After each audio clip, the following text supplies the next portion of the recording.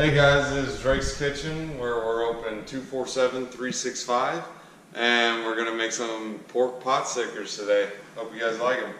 First, we're gonna start with the dough.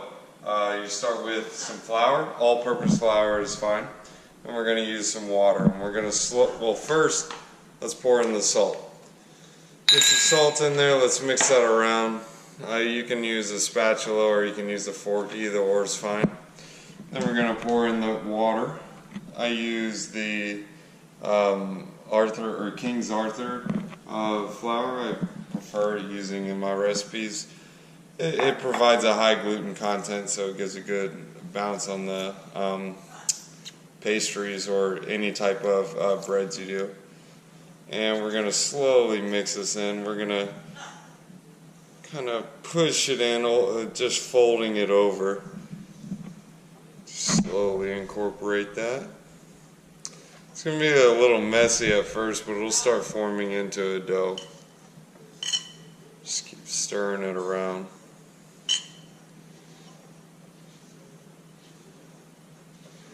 So what we're going to be doing after we get this stirred around is we're going to start kneading it. And when you knead the dough, what it does is it actually, the proteins in the actual flour is going to cause it to form a stronger bond, because when you knead the dough, you fold the different proteins over each other, and what it does is it's going to form a stronger dough and more bouncy. It provides a better texture, especially when it comes to pot stickers after you fry them. So we're still mixing this together. It looks like the flour is starting to go through a little bit. Once you start getting a good texture to it, you'll see like some clumps starting to form. You can start using your hands just in a few. Oh, and I did forget to mention, but the water, you can do room temperature. You don't want to do too cold or too hot, it'll shock the dough. So now we're going to go ahead and mix this in a little bit so we can get this mixed up. I'll show you the technique for a good kneading once we get a good formation on this dough. Just kind of press that flour in. Now this is how you're going to knead it. You're going to scoop around, push in, scoop around, push in, scoop around, push in. And you notice how I'm giving the bowl a quarter turn every time. That way we get each piece of the dough nicely easy.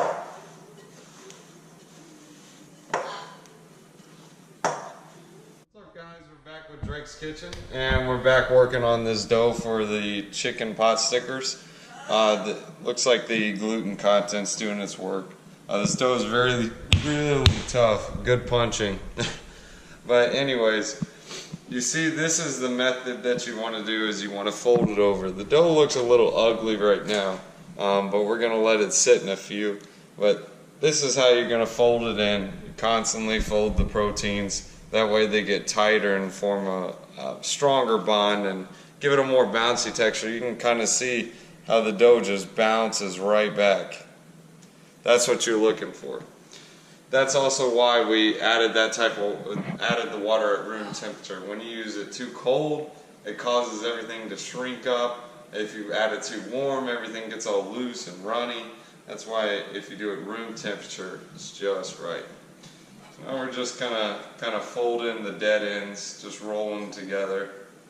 Just kind of spin the dough around just to get these in. We're just going to form it into a nice ball. Once you get it kind of like this, it's like a bowl. This is the bottom side. This is the top side. Just going to pop it right inside this, right where you first mix the dough initially. This is a damp rag. We're just going to cover this and let it sit there. You can cover it loosely. Let it sit there about 20 minutes and we'll come back to the dough. Hey guys, welcome back to Drake's Kitchen. Here's a pound of ground pork. We're going to start with the filling for the pot stickers. We already started on the dough. It's still over there resting. We're going to use about a 1/4 cup of cabbage. We'll throw this sucker in there. Here's some salt. We'll do some ginger. You can use fresh or grated. If you use grated, use a third of the amount. I'll add the ingredients and everything at the bottom of the YouTube video. About 2 tablespoons of sugar, some scallions, the green onions as well, and some rice wine vinegar. This is really special because this is a citrus flavor. It adds a good little hint, especially with the acidity. It kind of bounces off with the acid with the vinegar and the citrus. It's really good. Here's some soy sauce. And another star of this is the hoisin sauce. Pretty famous in the Chinese tradition with the fermented soybeans. It adds to that good flavor.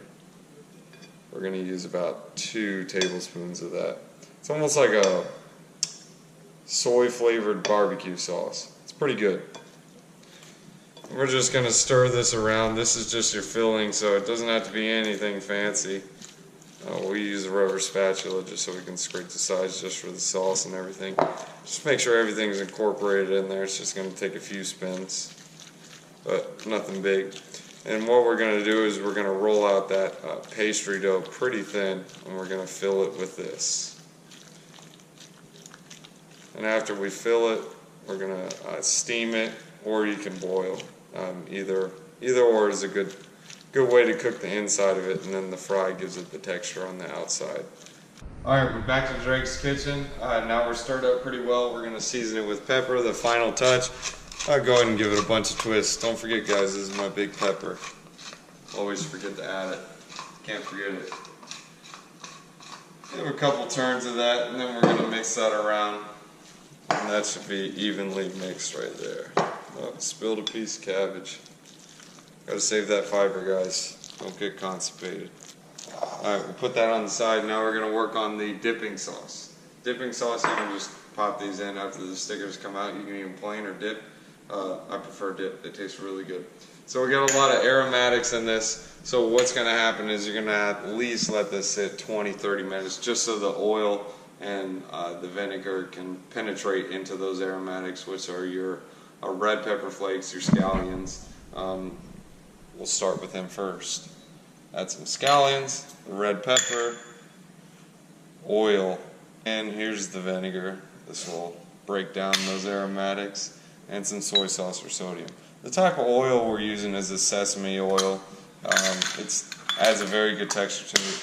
You don't really want to use a plain oil because it's not going to be the best on the taste. The sesame oil adds a different taste to it. It's kind of like a, I call it a Chinese taste, but it's really good. You gotta try it. Don't skip out on the sesame oil. Make sure you use the sesame oil. Very important. And also use, again, the citrus rice vinegar on this because it adds to the seasoning, or adds to the taste. Good tang. Just stir that around and set it on the side. Let it sit there. And we'll come back. Alright guys, welcome back to Drake's Kitchen. Here's the dough. Came out pretty nice. You can see after it's sitting, it's got a little more bounce to it. Got a little texture. So now what we're going to do is split this sucker up into 24 different balls. This recipe makes 24. That's why it's 24. Not a magic number or anything, but you're going to get them about this size. We're going to do 24 of them. They'll be across it. We won't do all the steps, but basically all you're going to do, get some extra flour for dusting. This stuff can be sticky at times. So we'll go ahead and get that dusted just a little bit. You're going to roll them out to about 4 inches. Just that way you can get enough filling in there. You can do a little larger if you want, depending on how filled you want them. But this step usually pretty tedious, so that's why we're definitely not going to record all of it. But this is all you're going to do. Just roll it out nice and even. Doesn't have to look perfect. In fact, the less perfect it looks, the more handmade it looks. You know the store-bought junk? Yeah, this ain't store-bought here. Let's make it homemade. So we're just going to keep rolling it out, getting it nice and flat until we get that 4-inch circle. You're going to need some flour. Just a little bit at times. It'll get sticky at sometimes. So it looks a little messy, that's okay.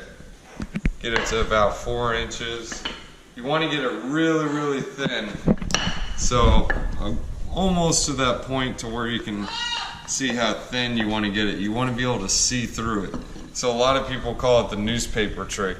I'm not going to put it on a newspaper because it's dirty. Basically what you can do is they say you can actually put it right on top of a newspaper and it actually looks like you can read through the dough.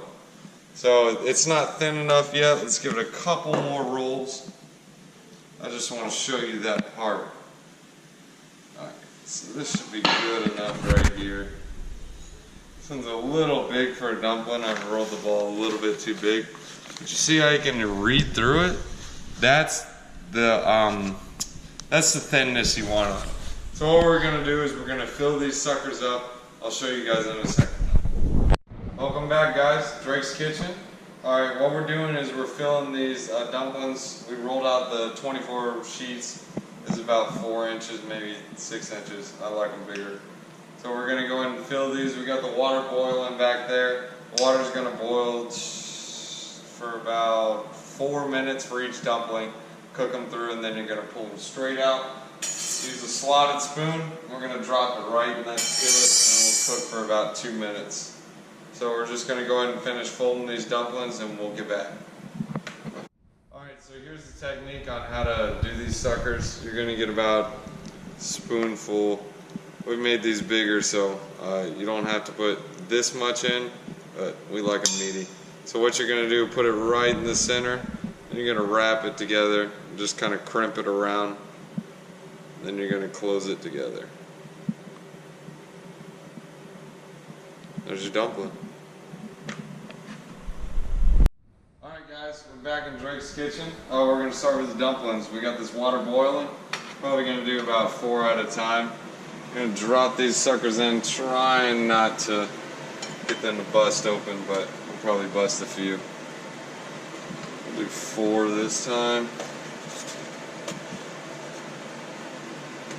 So we're going to boil about four of them for about 4 minutes. 4 right there, guys. But you guys notice how the water stopped boiling as much.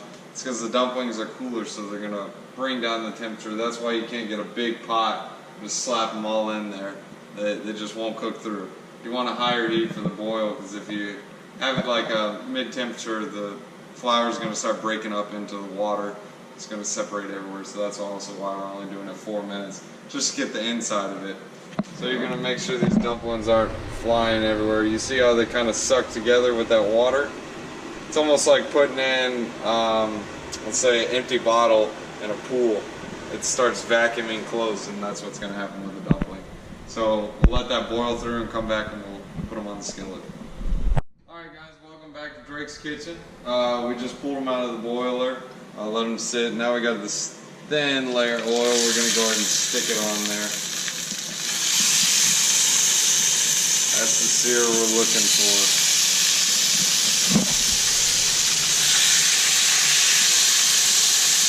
We're just going to let those cook through. You turn it down just a little bit if you're splashing everywhere. Those are going to cook for about 2 minutes until golden brown. We're going to go ahead and get some more dumplings in that boiling water.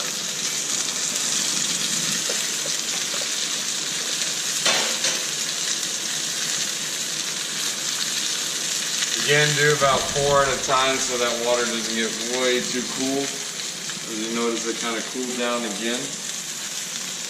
Let those suckers sit, make sure it evenly coats it. I'm going to go ahead and flip these guys over. That's the golden brown you're looking for.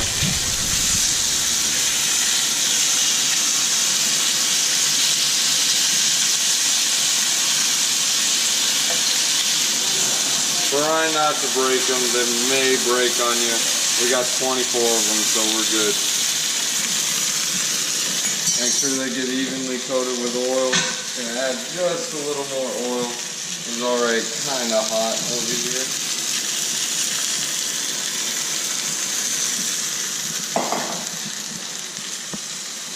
Just let those cook through right there.